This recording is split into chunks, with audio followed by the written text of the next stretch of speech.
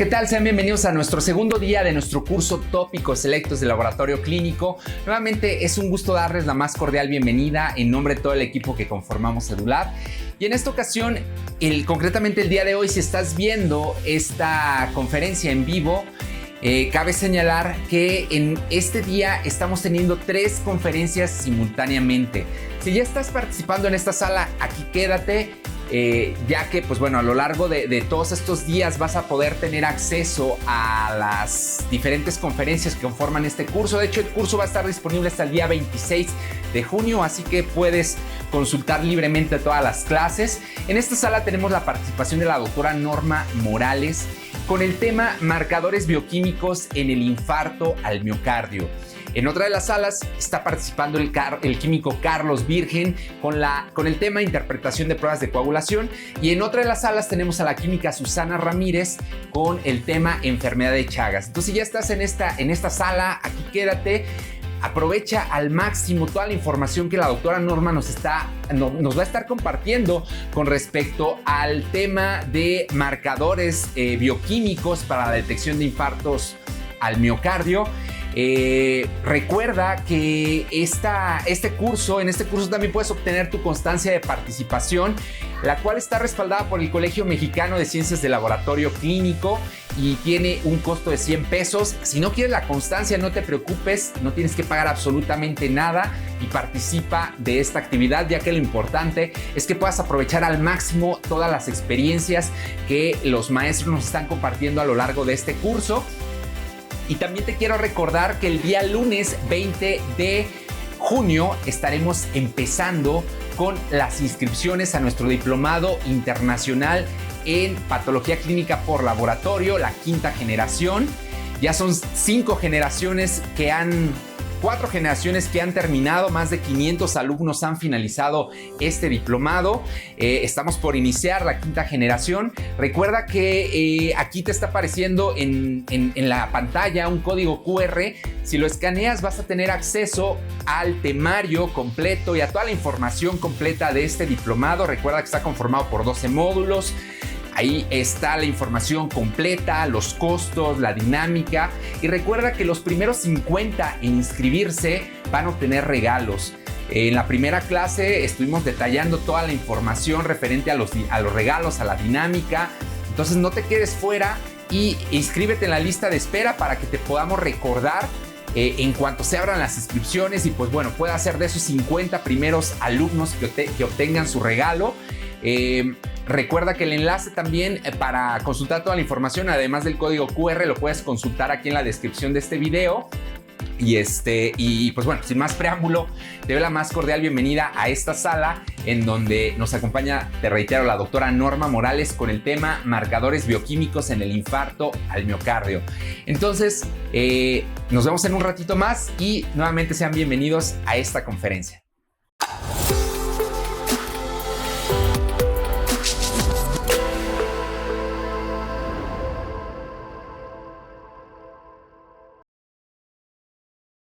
Bienvenidos. En esta ocasión, una servidora va a hablar con ustedes sobre los marcadores bioquímicos en el infarto al miocardio. Como sabemos, pues es una de las entidades más frecuentes que se encuentran en nuestro medio, alta tasa de morbilidad y mortalidad. Ya ha sido desplazada por otras enfermedades como la diabetes y sus respectivas complicaciones, pero sigue siendo una de las principales causas de muerte en nuestro medio. Los marcadores que se han utilizado para el diagnóstico del infarto al miocardio, cuando nos referimos al laboratorio, pues nos podemos remontar que desde los años 50 más o menos se empezaron a utilizar la aspartato aminotransferasa, que pues como sabemos tiene distribución no solamente en el hígado, sino también en otros tejidos. Uno de ellos es el músculo cardíaco, que era un indicador de necrosis miocárdica. Se veía que en pacientes que habían sufrido infarto, esta enzima estaba elevada. Posteriormente se introdujo la creatinquinasa como enzima total, sin diferenciar en sus fracciones, pero posteriormente pues ya se diferenciaron las fracciones y la que corresponde al músculo cardíaco pues es la que actualmente nos es de utilidad. También se hacían mediciones de deshidrogenasa láctica, sin embargo pues también sabemos que al no ser muy específica pues había resultados que eran muy variables entre los diferentes pacientes con infarto o sin infarto. Ya en años más recientes, digamos hace unos 30 años o un poco menos, se introdujeron uno que es la mioglobina, que es de los que todavía se utilizan actualmente para datar más o menos el tiempo de evolución de que se sufrió el infarto. Y el que se utiliza actualmente más generalizadamente son las troponinas, que como vamos a ver, pues es un marcador mucho más específico y que tiene también mucha más utilidad para poder apoyar en el diagnóstico de estos pacientes, sobre todo porque el manejo que se le dé al paciente que sufre un infarto a veces se decide dependiendo del tiempo de evolución que tenga del mismo, no solamente del daño que haya alcanzado a hacer, sino también del tiempo de evolución que tenga, y esto lo podemos valorar con estos marcadores. Cuando hablamos de una lesión miocárdica, tenemos primero que pensar en un síndrome coronario agudo. Síndrome coronario agudo abarca diferentes entidades en las que se tiene como consecuencia una lesión en el miocardio. Esta puede ser tan importante como lo es un infarto agudo, pero también hay otras situaciones en las que, a pesar de haber manifestaciones de un problema a nivel coronario, no se llega a presentar una isquemia, afortunadamente. Y casi siempre está relacionado con la rotura de la placa de arteriosclerosis, siendo como la causa más frecuente. Sabemos que las personas que tienen placas de ateroma en sus arterias, pues la evolución de la misma a lo largo de los años es que se van agregando plaquetas, se va introduciendo la lipoproteína de baja densidad al interior del endotelio, y entonces esto hace que haya diversas reacciones químicas por las que se empieza a acumular más ateroma, se engrosa la placa de ateroma. Eso disminuye el grosor o el calibre de la arteria donde está asentada y eventualmente puede ocasionar su oclusión, o bien también puede haber la producción de trombos que se puede desprender y ocasionar la oclusión del vaso, no en ese nivel, sino en un nivel donde esté el vaso un poco más estrecho. Otras causas de estas lesiones en miocardio, aparte de la placa de ateroma, pues es también la presencia de agregación plaquetaria en exceso, cuando hay problemas con la formación de fibrina, que se forma también en exceso. Entonces son estados protrombóticos o en general una trombosis arterial. Esas son las causas por las que también puede presentarse una lesión miocárdica a consecuencia de un infarto. Todos ellos pueden producir esa reducción abrupta de la perfusión hacia el músculo cardíaco. Entonces, al haber una interrupción del flujo sanguíneo en el músculo cardíaco, pues vamos a tener una zona de necrosis, que sería lo que genera el infarto en general. La zona de necrosis puede ser pequeña, puede ser amplia, no depende tanto de eso la gravedad del caso. Muchas veces depende en qué sitio del corazón es donde sucedió o qué arterias fueron las que se afectaron. En otras ocasiones, pues sí depende de la extensión, sobre todo cuando es una extensión muy amplia, pues son casos que pueden ser graves o mortales. El síndrome coronario agudo en general tiene una secuencia fisiopatológica. Si partimos de la formación de la placa de ateroma, esta, una vez que se desestabiliza, es decir, que ya tiene tiempo, empieza a tener esas reacciones bioquímicas que mencionábamos, hasta introduciéndose al endotelio vascular. Eventualmente hay una ruptura de esa placa y esto hace que se agreguen las plaquetas en esa zona. Al haber una ruptura de la placa de ateroma, pues hay ruptura del endotelio y entonces se agregan ahí las plaquetas. Esto puede ocasionar de manera no controlada, es decir, de una manera abrupta, acumulación de fibrina y trombos. lo que puede ocasionar por sí solo la oclusión de un vaso, sobre todo de los coronarias, o bien el desprendimiento de un trombo a unos vasos más pequeños. Como consecuencia de esta oclusión de los vasos hay pérdida de perfusión sanguínea al tejido y entonces se presenta la necrosis.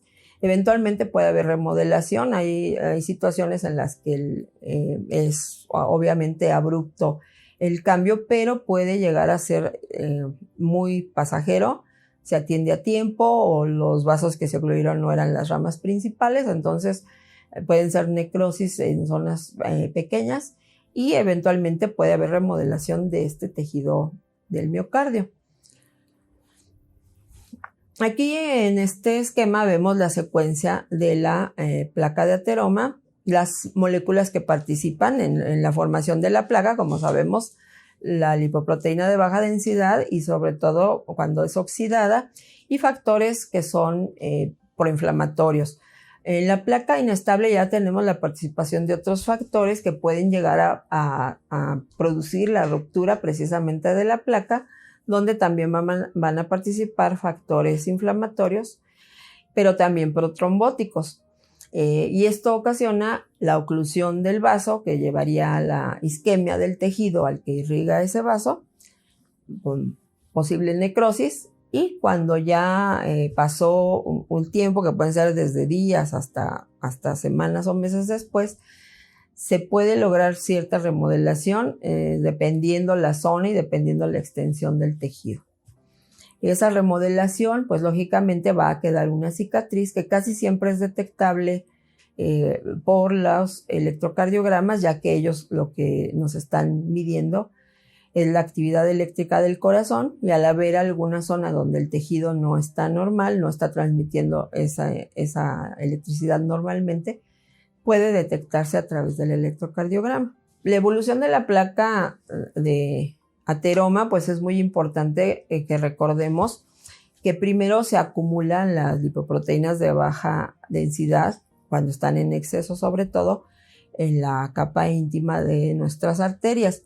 Esto al oxidarse comienza o estimula la producción de citocinas, que ya dijimos, la mayoría son proinflamatorias, y estas a su vez estimulan a moléculas de adhesión y de apedesis, es decir, moléculas de adhesión va a hacer que haya otras moléculas que se unan a la capa endotelial, entonces podemos tener ahí agregación plaquetaria, entrada de neutrófilos, macrófagos, en fin.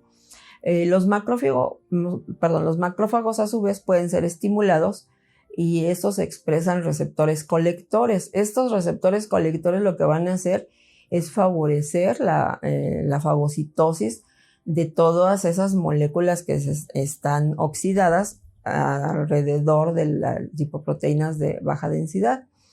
Entonces, estos macrófagos que fagocitan estos restos o estas lipoproteínas oxidadas se convierten en células espumosas. Estas a su vez van a secretar un anión superóxido y también metaloproteinasas que en un momento dado pueden favorecer la ruptura o la lesión en el endotelio. Las células del músculo liso que está en la capa externa de las arterias pueden migrar hacia la íntima y entonces empezar a sintetizar matriz extracelular, es decir, colágeno, fibrosis, y se hace una cicatrización. Esto a la larga ocasiona pues que el vaso, el endotelio, realmente se ocluya, mueran las células, desaparezca, y lo que queda pues es precisamente una cicatrización. Este daño en el endotelio vascular puede ocasionar, como decía, que se rompa esa placa de ateroma por los factores que hay proinflamatorios, y entonces vamos a tener la activación de la cascada de coagulación. Van a llevar las plaquetas a adherirse a la zona donde se rompió la placa, que pues, realmente al romperse la placa se está rompiendo el endotelio. arterial, y entonces se puede agregar de tal manera que la misma placa, junto con las plaquetas que se agregaron, ocluya el vaso, o bien ese trombo que se formó con las plaquetas y fibrina sea separado de la zona donde se formó y llegue a ocluir un vaso más pequeño. En conclusión, lo que se obtiene pues es una zona de necrosis en el tejido miocárdico, en el músculo cardíaco, y esto va a ocasionar esa lesión que les decía que puede ser detectable mediante el electrocardiograma. Ahora bien, ¿qué papel tiene el laboratorio en todo esto?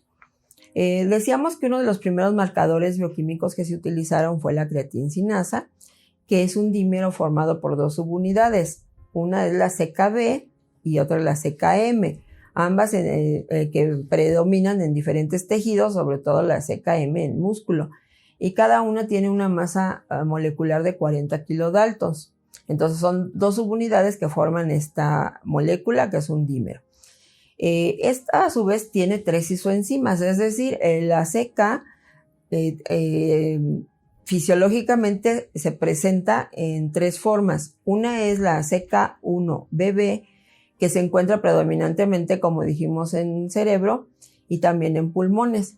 Esta normalmente no la medimos en situaciones fisiológicas, es decir, que si no hay un problema que ocasione que se eleve la CKBB, no vamos a tener su determinación en suero, no lo vamos a detectar. En el caso de la CKMB es la que se encuentra principalmente en el músculo cardíaco. Normalmente es el 5% de la enzima en condiciones fisiológicas, es decir, que si no hay ningún problema que esté lesionando al músculo cardíaco, la vamos a tener aproximadamente, la fracción va a representar el 5% del total de la enzima creatinquinasa. Y tenemos la fracción CK3MM, que se encuentra en músculo esteatoesquelético. Esta también a su vez tiene 3 subunidades y es aproximadamente el 90 a 100% de la actividad total de creatinquinasa que tenemos en una persona sana. Entonces realmente cuando medimos la creatinquinasa total, lo que estamos midiendo pues es principalmente la creatinquinasa que se encuentra en el músculo esquelético y una pequeña parte que se encuentra en el músculo cardíaco. Entonces realmente no vamos a tener una diferenciación. Si medimos CK total no vamos a poder hablar específicamente de algún problema a nivel del miocardio. La CK pues ya decíamos que está distribuida en diferentes órganos y puede por eso ocasionar, si lo buscamos como para determinar si la persona tiene o tuvo un infarto reciente, pues nos puede dar un falso positivo porque realmente no estamos midiendo la que es específica del músculo cardíaco. Entonces, en el caso de la isoenzima MB, en esa sí vamos a tener una respuesta después de un infarto al miocardio, se va a elevar y disminuir en las primeras 72 horas, es decir, va a tener una elevación importante y posteriormente regresa a la normalidad en aproximadamente 72 horas. En este caso, si nosotros medimos la creatinquinasa MB, vamos a tener sin mayor especificidad sobre algo que haya sucedido en el miocardio que ocasionó una lesión suficiente como para que se liberara esta isoenzima. De acuerdo con las mediciones de la creatinquinasa sérica y miocárdica, podemos nosotros sacar unos índices que en el caso de la CPK-MB2 contra la CPK-MB1 nos va a dar un resultado de 1 aproximadamente, el índice sería de 1, y cuando es mayor la CPK-MB2 que la CPK-MB1 va a ser mayor a 1.5 y nos está indicando que muy probablemente haya un infarto. Entonces, esta es la forma en que se comporta, en este caso, la CK total y la CKMB, y también ahí tenemos como otra comparación la enzima deshidrogenasa láctica. En este caso, decíamos que más o menos en unas 72 horas es su elevación y comienza a disminuir. Dentro de las primeras 24 horas es donde tenemos la mayor actividad de la CKMB, su mayor actividad dentro de las primeras 24 horas y posteriormente empieza a reducir hasta que a las 72 horas ya regresa a sus niveles basales. En el caso de la CK total sí hay un incremento, pero no es tan importante o no es tan notorio cuando hay un infarto, porque ya decíamos, pues realmente ahí cuando medimos la CK total, pues estamos midiendo también la actividad que hay en el músculo esquelético. Por lo tanto, no estamos realmente midiendo solamente lo que se ocasionó por el infarto. Entonces sí hay una elevación, pero discreta, y también vuelve a la normalidad en unos 3 o 4 días, entre 72 horas o un día más. Y en el caso de la deshidrogenasa láctica también hay una elevación, pero esta es mucho más lenta, mucho menor y además dura más tiempo. Entonces, si hiciéramos una medición de estas 3 enzimas en un momento dado en un paciente que tuvo un infarto, con estas mediciones, aunque no son específicas excepto la CKMB, las otras 2 nos pueden orientar un poquito también al tiempo que tiene de evolución el problema, siempre y cuando los niveles basales hayan estado obviamente dentro de la normalidad, porque pues si es un paciente que no sabemos cómo estaba previamente la deshidrogenasa láctica, por ejemplo, pues no podemos determinar si realmente tuvo alguna variación por haber sufrido el infarto o es por otra causa la elevación. Las troponinas es otro de los marcadores, que es un complejo proteico que constituye un enlace entre las troponinas y el complejo actina-miosina, que están en los músculos, en este caso hablando del músculo cardíaco. Este complejo proteico regula el flujo de iones de calcio y también la contracción de la célula muscular. Es un complejo entonces compuesto por 3 subunidades que son la troponina T, la troponina I y la troponina C. La troponina T es el enlace con tropomiosina a lo largo del microfilamento de actina. Aquí lo vemos en el esquema. Ese enlace con el filamento de actina. La TNI, o sea, la troponina I, inhibe la actividad del ATP de la miosina y bloquea el movimiento en la ausencia de calcio. Esta troponina es específica del corazón, del músculo cardíaco. Entonces esta la encontramos, la troponina I, también ahí, formando parte de ese complejo que se une a la actina. Y por último tenemos la troponina C, que enlaza el calcio y no es cardioespecífica. Es decir, esta la podemos encontrar en otros tejidos, en otros músculos, y no es cardioespecífica.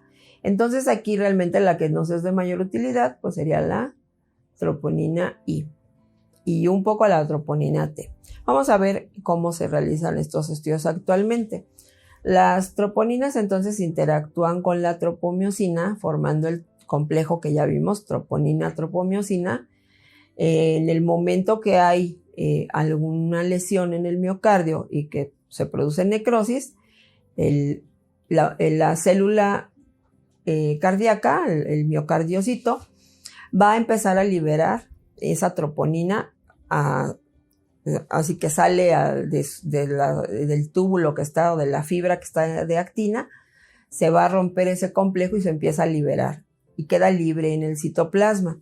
Al quedar libre en el citoplasma, el miocardiocito eventualmente pues va a morir y al degradarse la célula, pues esa troponina va a salir a la circulación. Las troponinas cardíacas específicas, que son la T y la I, aumentan hasta más del 20 veces del valor normal, más de 20 veces de su valor basal.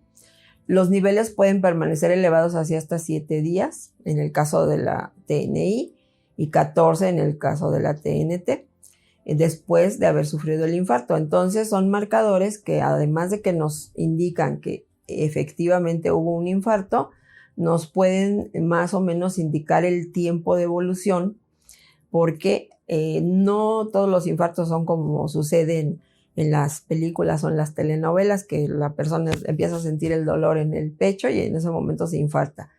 Realmente puede haber infartos en los que durante varios días la persona tenga a lo mejor molestias que él cree que son en el estómago, puede decir, ay, a lo mejor es una gastritis, puede tener algún dolorcito que sea al parecer muscular y puede pensar que es solamente por alguna mala posición o por algún golpecito que se llevó y que por eso es el dolor.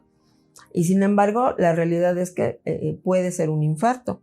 Y hay otros pues, que sí, obviamente va a llegar el paciente prácticamente sufriendo el infarto al hospital y pone a correr a todo mundo porque es una urgencia realmente para tratar de estabilizarlo.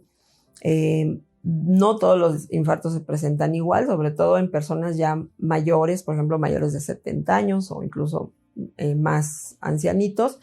Tenemos presentaciones muy atípicas donde pues la persona simplemente se entera de que tuvo un infarto cuando algún tiempo después, por algún chequeo, por alguna cosa, le hacen un electrocardiograma y ahí se encuentran las marcas eléctricas de lo que serían las cicatrices. Pero en su momento nunca se enteró que tuvo un infarto. Entonces realmente es importante en estos casos, cuando se sospecha clínicamente de un infarto, se hacen las troponinas y podemos no solamente realmente diagnosticar que en efecto se trata de un infarto, sino también, dependiendo la que esté más elevada o el tiempo, poder datar el tiempo de evolución.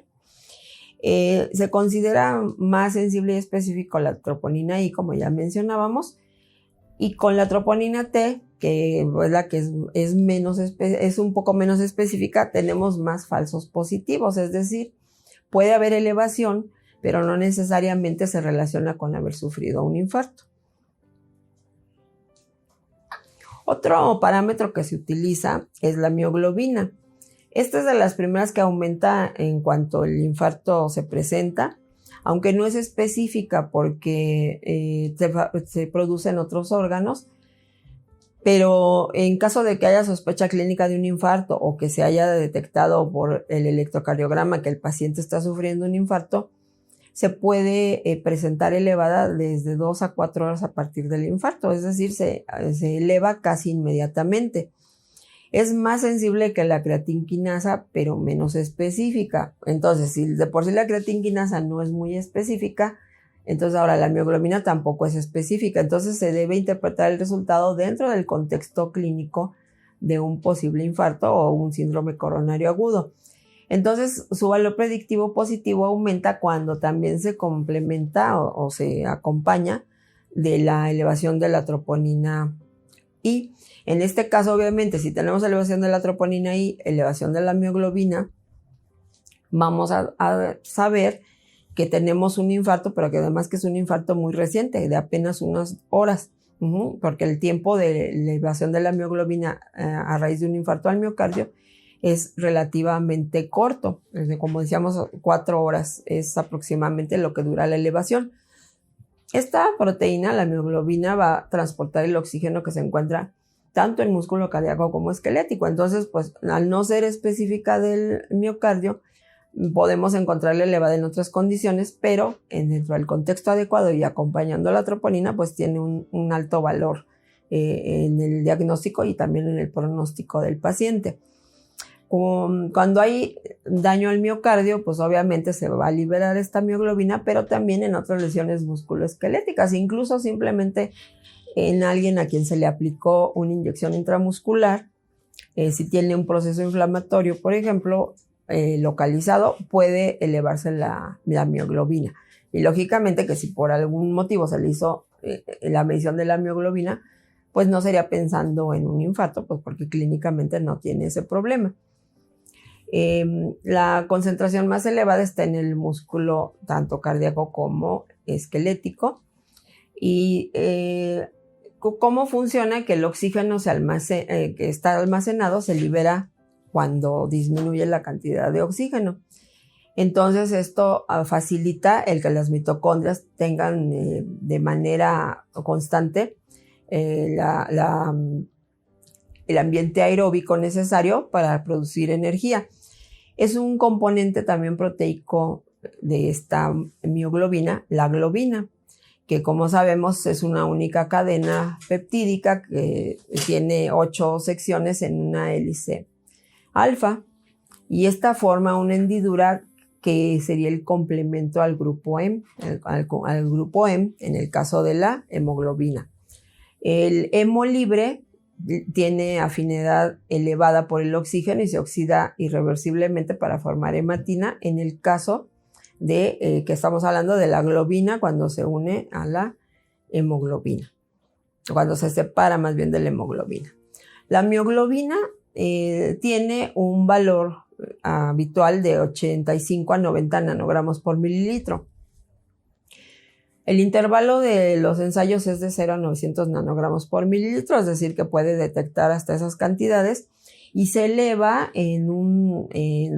cuando hay daño al miocardio o del músculo esquelético también. Por ejemplo, una persona que hace mucho ejercicio, que está hipertrofiando sus músculos, o también en pacientes que sufren alguna condición patológica como la radiomiólisis, pueden tener esta elevación de la mioglobina. Hay que mencionar también que en las personas de edad avanzada, por lo general tienen pérdida ya de tejido muscular, y entonces también puede haber cierta liberación de mioglobina y estar elevada sin necesariamente tener nada que ver con un infarto. Decíamos que normalmente cuando se relaciona con el infarto al miocardio va a tener una elevación rápida entre las 2 y 4 primeras horas. Su valor máximo se puede alcanzar a las 12 horas cuando mucho, es decir, que va a durar elevada entre 6 y 12 horas y posteriormente en 24 a 36 horas ya se normalizó. Entonces, si a una persona le encontramos troponinas elevadas y la mioglobina está ya en valores normales, podemos sospechar que sí tuvo un infarto, pero que no fue hoy ni fue ayer, a lo mejor tiene ya más de 24 horas de haber sucedido. Lo contrario, si medimos estos dos marcadores, que son troponina y mioglobina, podemos, y las encontramos elevadas ambas, vamos a datar el tiempo del infarto en apenas unas horas. Por lo general, cuando se presenta el paciente a la sala de urgencias por la sospecha de un infarto, pues viene prácticamente de inmediato en cuanto tiene los síntomas. Pero repito, hay gente que no presenta síntomas o hay presentaciones atípicas donde a lo mejor el dolor es en la espalda o en el abdomen, en el cuello incluso, o en el brazo derecho, que no tiene nada que ver con el dolor del brazo izquierdo, que es más típico que se relacione con un infarto al miocardio. Entonces, en estos casos se hace la datación de la cuantificación, de mioglobina, de troponinas, y dependiendo la elevación que haya de ellas, se hacen repeticiones, se tienen que hacer más o menos cada 3 o 4 horas para ver si en un momento dado era muy pronto que apenas estaba sucediendo el infarto y aún no se liberaban las enzimas lo suficiente como para hacer el diagnóstico, pero probablemente por electrocardiograma lo encontraron. Hay otras veces que el electrocardiograma no detecta el infarto como tal y entonces necesariamente se utilizan los marcadores bioquímicos. El diagnóstico en general de un infarto agudo al miocardio lo vamos a hacer integrando los datos clínicos y de laboratorio. Por lo general debe hacerse de inmediato en cuanto se sospecha este diagnóstico, porque hay mucho margen de error dependiendo el tiempo que pase de cuando el paciente tiene las manifestaciones clínicas. Si no se hacen rápidamente las pruebas, los marcadores bioquímicos retornan a la normalidad relativamente rápido y hay unos que nos pueden confundir si no sabíamos cómo estaban antes del evento. Por lo general hay el dolor torácico típico en el centro o hacia el lado izquierdo. Casi siempre se irradia hacia el brazo del lado izquierdo, pero no siempre sucede así. Sin embargo, cuando hay dolor, siempre hay que verificar qué tiempo tiene de evolución ese dolor, desde qué momento apareció, y desde ahí empezamos a contar el tiempo y luego lo vamos a verificar con las mediciones bioquímicas. El electrocardiograma es obvio que se tiene que realizar de inmediato. Por lo general se desarrollan unas ondas Q patológicas, que son un cambio indicativo de isquemia, las variaciones en el segmento ST. Sin embargo, hay casos en los que ese segmento ST no se modifica y entonces es cuando tenemos algunos problemas en el diagnóstico del infarto a través de solamente la clínica y el electrocardiograma. Aquí vemos cómo se comportan las diferentes enzimas y proteínas que mencionamos, las diferentes de la creatinquinasa, que en este caso sería la MB o la MB total, o la CK total, perdón, y las troponinas T, troponina I y la mioglobina. Entonces, la mioglobina decíamos que se eleva y permanece elevada, por lo general máximo 24 horas y ya por mucho 48. En el caso de las troponinas, la que más se eleva es la troponina T, por lo general entre 18 a 24 horas después de haber sufrido o iniciado el infarto. La troponina I un poco menos, pero también se eleva dentro de las primeras 24 horas. La mioglobina, pues decíamos, unas 4 horas, se alcanza el pico y luego se mantiene un poquito y empieza a disminuir. En 1 o 2 días ya está otra vez a niveles basales. En cuanto a la CKMB, sí se eleva mucho en las primeras horas, pero también máximo 24 horas o un poco más, ya llegó a sus niveles basales. La CK total también va a tener cierto incremento, pero si no se complementa con el CKMB o con las troponinas o la mioglobina, no vamos a tener un diagnóstico muy certero, sobre todo en casos que la clínica no es tan típica. En general, un síndrome coronario agudo, dentro de los que incluimos el infarto, pues vamos a tener ese que decíamos que es un dolor torácico. Cuando tenemos elevación del segmento ST en el electrocardiograma, podríamos decir que tenemos casi seguro un infarto, que lo vamos a confirmar a través de, por ejemplo, la creatinquinasa, fracción MB o de la troponina. Y entonces, pues, si salen estos datos elevados, lógicamente vamos a decir que sí es un infarto. Sin embargo, cuando no hay elevación del segmento ST en el electrocardiograma, forzosamente necesitamos medición de troponinas para descartar o confirmar un infarto. Entonces, en este caso, si la troponina está elevada sin alteración en el segmento ST del electrocardiograma, podríamos decir que sí hay un infarto al miocardio con toda seguridad.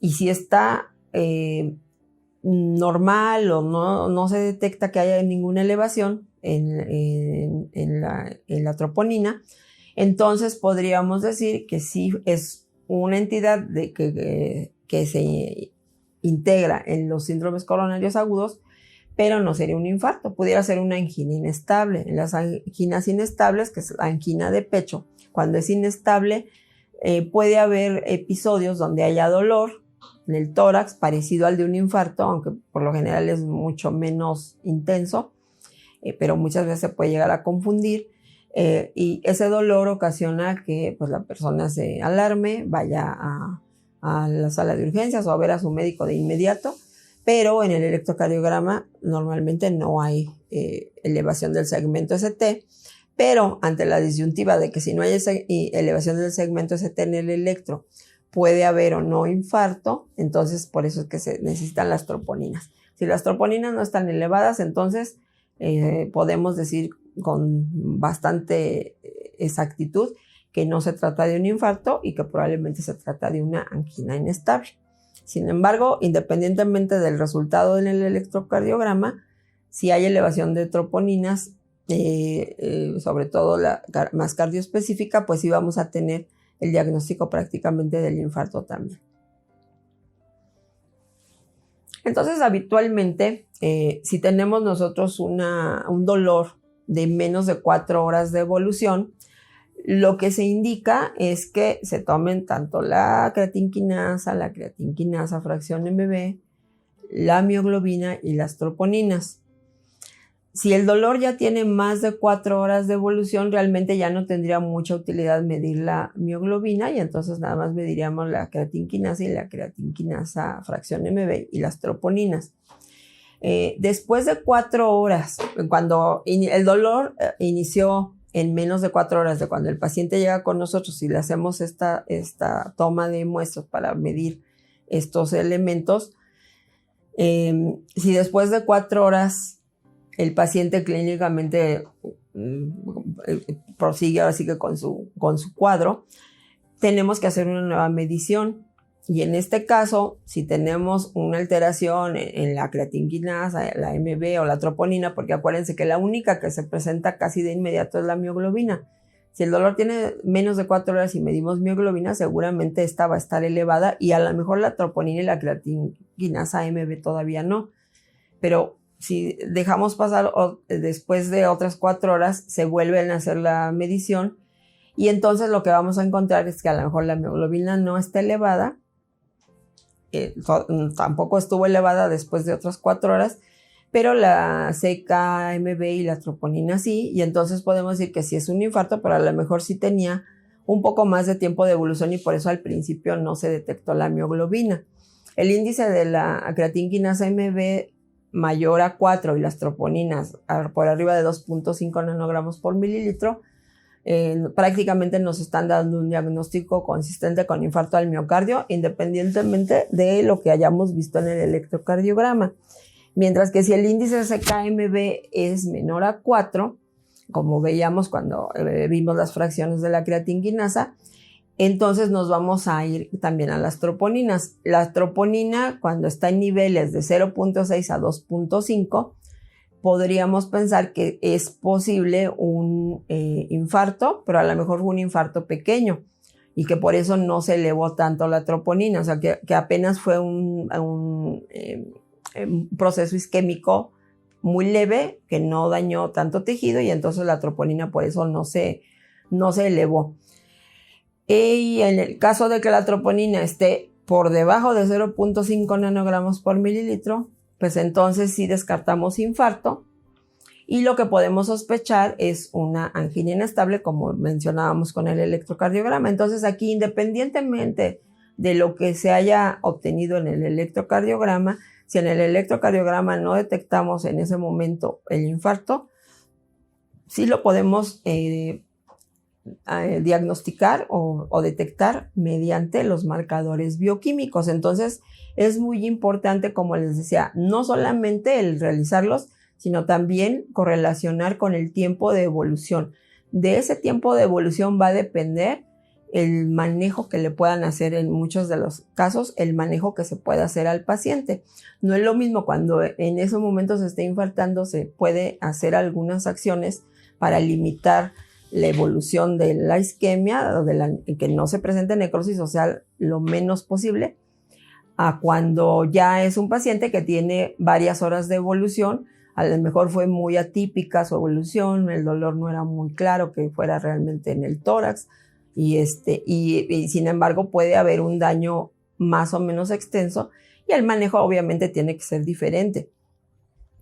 También en algunas ocasiones otras pruebas como las radiografías de tórax pues no nos pueden dar mucha información que digamos.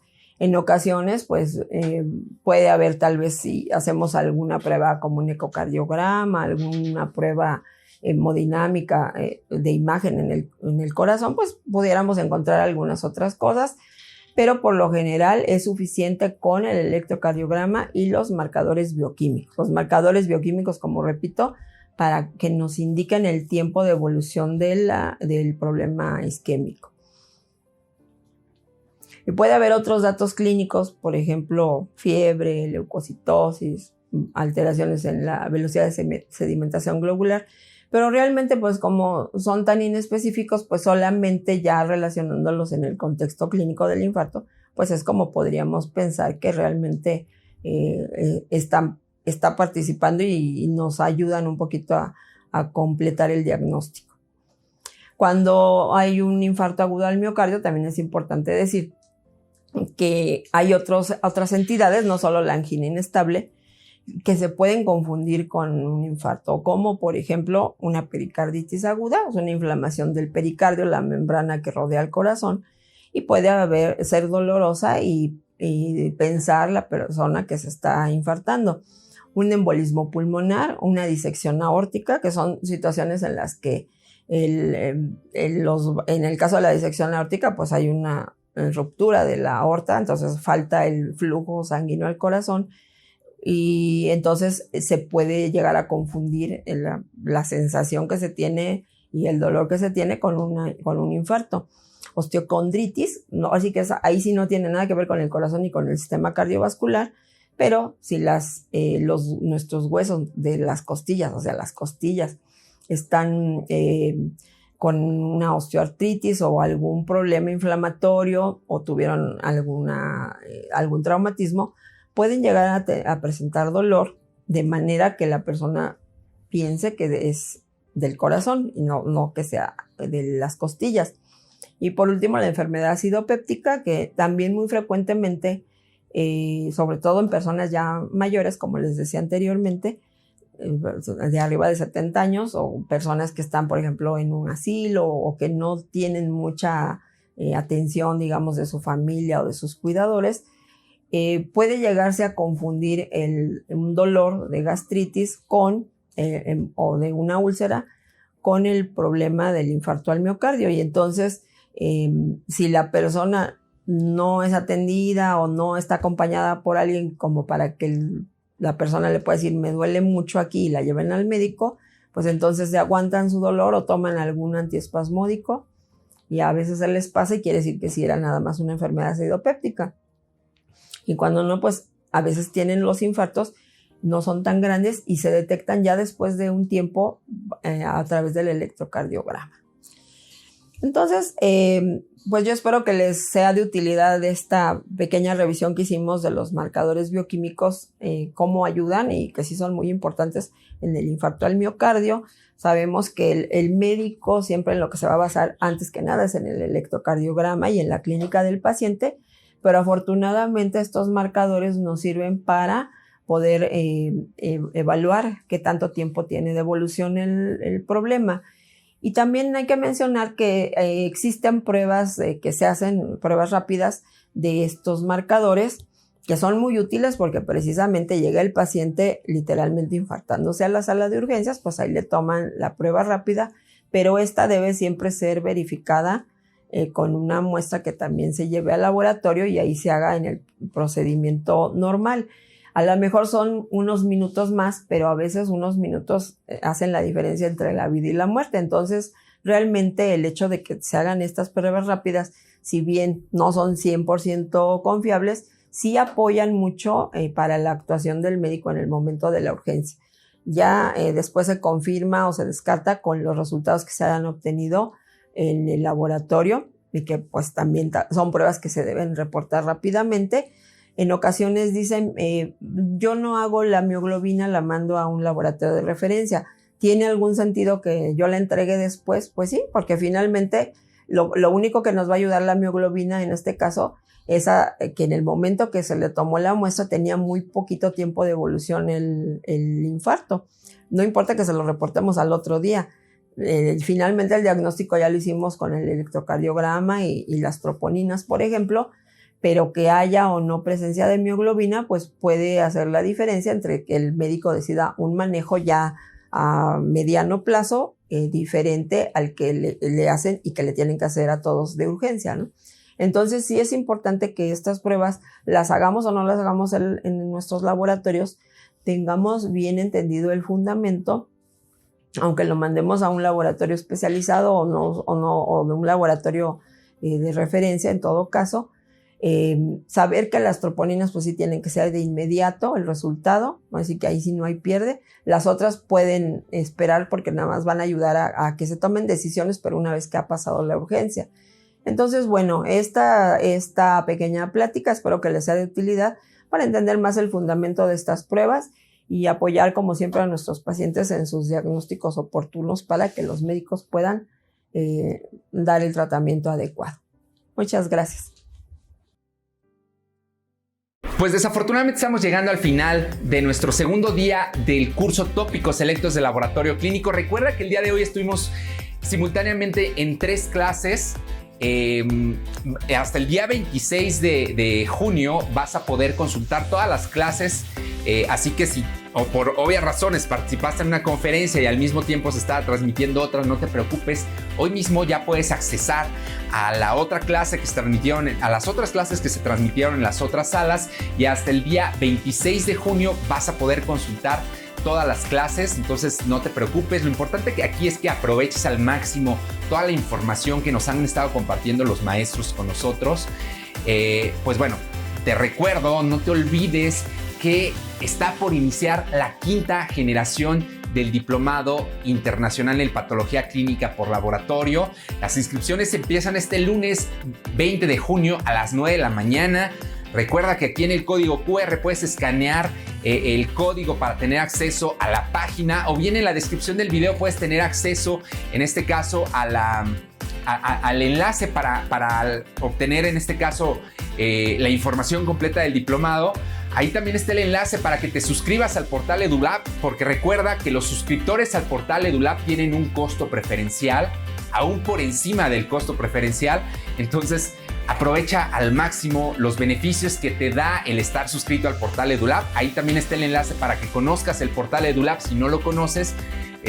Ahí también visita esta página, y también está el enlace para que puedas obtener la constancia de participación, que concretamente en este curso tiene un costo de 100 pesos, está respaldada por el Colegio Mexicano de Ciencias de Laboratorio Clínico. Recuerda que las clases son totalmente gratuitas, solamente si deseas obtener la constancia hay que cubrir esa cuota de 100 pesos. Entonces no te preocupes, estás a tiempo de solicitar toda tu constancia, y te espero el día de mañana en las últimas 2 clases del curso de tópicos selectos de laboratorio.